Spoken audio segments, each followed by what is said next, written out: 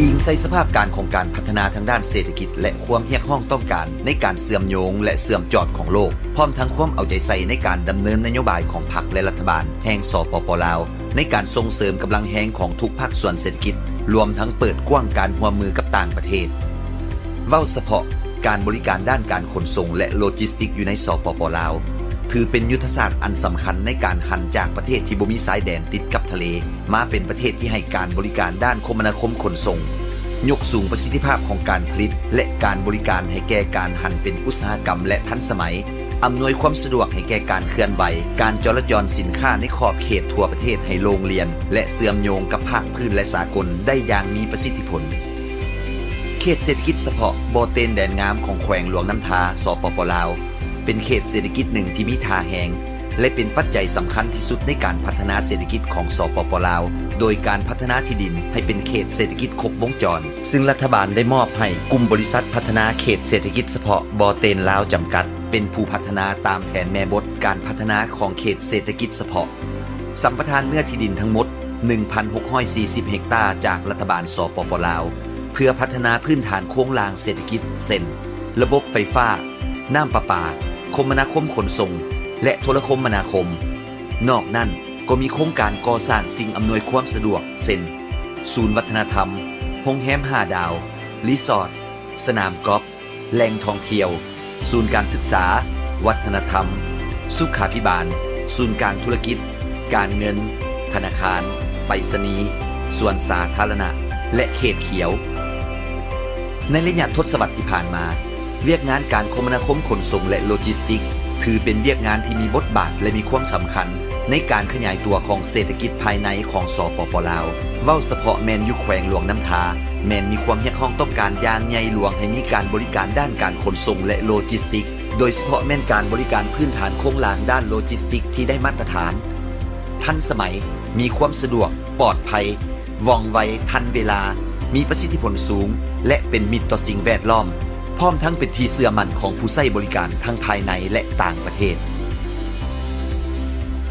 ฉะนั้นเพื่อเฮ็ดให้การบริการด้านโลจิสติกอยู่ตามแนวทางเศรษฐกิจเหนือใต้ก็คือการบริการทางผ่านด้านคมนาคมขนส่งตามเส้นทาง A3 ของสปป.ลาวให้มีประสิทธิผลบริษัทลาวสากล ICD จำกัดจึงได้รับความเชื่อมั่นจากรัฐบาลลาวและได้ถูกสร้างตั้งขึ้นเพื่อเฮ็ดหน้าที่ดำเนินการบริการสร้างเคียนทายสินค้าอยู่ในเขตเศรษฐกิจเฉพาะบ่อเตนแดนงามบริษัทลาวสากล ICD จำกัดแม่นบริษัทโลจิสติกแห่งเดียวที่ได้รับอนุญาตในการดำเนินธุรกิจสร้างเคียนทายสินค้าระหว่างประเทศและผ่านแดนอยู่เขตเศรษฐกิจเฉพาะบ่อเตนแดนงามอนุญาตโดยกระทรวงโยธาธิการและขนส่งฉบับเลขที่17112/ยทขกขสลงวันที่ 14 สิงหาคม 2017อนุญาตทะเบียนวิสาหกิจโดยกระทรวงอุตสาหกรรมและการค้าฉบับเลขที่1171/จทวลงวันที่ 1 ธันวาคม 2017เป็นบริษัทร่วมทุนระหว่าง3บริษัทโลจิสติกในแถวหน้าของสปป.ลาวและจีนคือ 1. บริษัทขนส่งสากลจำกัด 2. รัฐวิสาหกิจลาวบริการสินค้าผ่านแดนจำกัดหรือลลบส. และ 3. บริษัทลาวบ่อเตนขาออกขาเข้าจำกัดโดยปฏิบัติตามสัญญาว่าด้วยการอำนวยความสะดวกในการขนส่งข้ามแดนภายใต้ขอบอนุภาคพื้นแม่น้ำของก็คือสัญญา GMS CBTA ซึ่งระบุให้เจ้าของประเทศถือหุ้นหลายกว่าครึ่งหนึ่งของจำนวนหุ้นทั้งหมดในนั้นบริษัทของลาวถือหุ้น51ส่วนห้อยคือบริษัทขนส่งสากลจำกัดถือหุ้น31ส่วนห้อยรัฐวิสาหกิจลาวบริการสินค้าผ่านแดนจำกัดถือหุ้น20ส่วนห้อย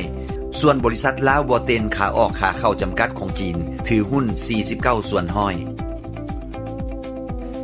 บริษัทลาวสากล ICD จำกัดได้ดำเนินการภายใต้การชี้นำและบริหารงานโดยคณะบริหารผู้ถือหุ้น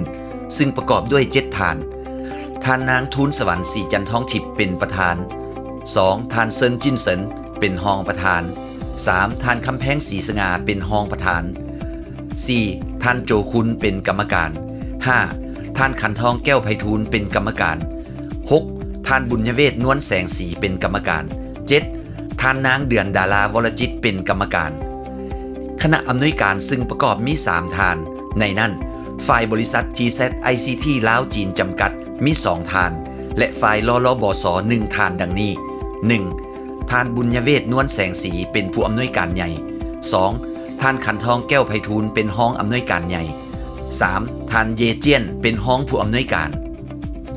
บริษัทลาวสากล ICD จำกัดเป็นกลุ่มบริษัทผู้ลงทุนที่มีความเชี่ยวชาญด้านการขนส่งโลจิสติกอสังหาริมทรัพย์การก่อสร้างและดำเนินเอกสารพิธีการด้านภาษีซึ่งประกอบด้วยบุคลากรที่มีความเชี่ยวชาญและประสบการณ์ด้านการขนส่งโลจิสติกระบบสางการบริการสายเรือและแรงสินค้าระบบ IT และการตลาด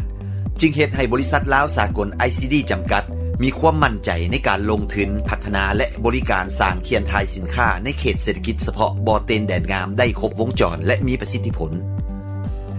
สร้างเคียนทายสินค้าบ่อเต็นแดนงามของบริษัทลาวสากล ICD จำกัดมีเนื้อที่ทั้งหมด9เฮกตาร์ซึ่งจะพัฒนาให้เป็น ICD ที่ได้มาตรฐานสากลและมีสิ่งอำนวยความสะดวกครบวงจรซึ่งสร้างเคียนทายสินค้าบ่อเต็นแดนงามมีหน้าที่คือ 1. ให้การบริการหับและส่งสินค้าทั้งภายในและต่างประเทศโดยผ่านบรรดาคู่สัญญาต้นทางปลายทางและสายเรือในการบริการขนส่งให้ถึงเป้าหมาย 2. ให้การบริการเต้าโฮมและแจกจ่ายสินค้าโดยการเป็นศูนย์โลจิสติกของภายในประเทศและระหว่างประเทศมีระบบการบริการเต้าโฮมสินค้าภายในประเทศเพื่อแจกจ่ายไปต่างประเทศเต้าโฮมและแจกจ่ายสินค้าขาเข้าและขาออกเฮ็ดให้มีสินค้าทั้งขาไปและขากลับสามารถลดผ่อนราคาขนส่งได้อย่างมีประสิทธิผล 3. ให้การบริการยกยอเคียนทายสินค้าด้วยเครื่องกลจักรพาหนะที่ทันสมัยลดผ่อนการยกยอเคียนทายด้วยแรงงานคนลดผ่อนเวลาเฮ็ดให้ประสิทธิภาพเวียกงานสูงขึ้น 4. ให้การบริการฝากสินค้าลงสางโดยมีสางสินค้าที่เป็นระบบทั้งสางเปิดสางปิดและสางพางสำหรับสินค้าทั่วไปและสินค้าอันตรายโดยนำใส่ระบบการกวดกาและระบบ IT ที่ทันสมัย 5. ให้การบริการแจ้งภาษีเอกสารขนส่งผ่านแดนและบริการจัดส่งสินค้าทางบกระหว่างประเทศ 6. ให้การบริการการบรรจุหุ้มห่อสินค้าก่อนการส่งออกและนำเข้าเพื่อแจกจ่ายภายในและผ่านแดนไปประเทศที่ 3 และ 7. ให้การบริการซ่อมแปลงและทำความสะอาดตู้สินค้าสร้างเคียนทายสินค้าบ่อเต็นมีพื้นฐานโครงล่างอาคารห้องการระบบสางและระบบ IT ที่ทันสมัยและได้มาตรฐานสากลที่ออกแบบโดยนักวิชาการโลจิสติกเฉพาะด้านโดยมีห้องการภาษีห้องการหน่วยงานกักกันพืชสัตว์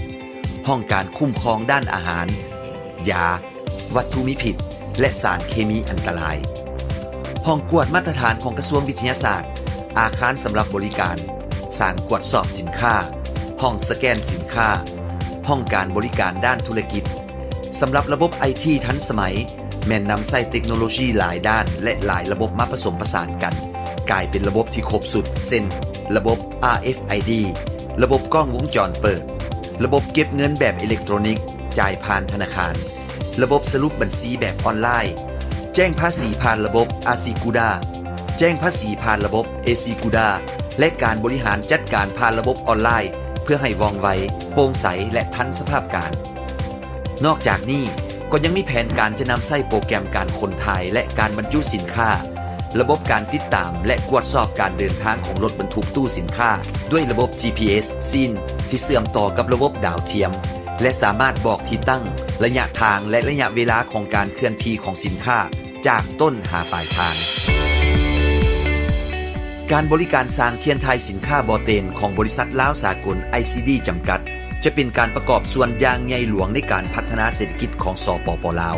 เว้าเฉพาะแม่นอยู่ในแขวงหลวงน้ำทาการบริการด้านพื้นฐานโครงหลังและโลจิสติกที่ดีจะช่วยดึงดูดการลงทุนเพื่อมาพัฒนาเศรษฐกิจและสังคมได้อย่างมีประสิทธิผล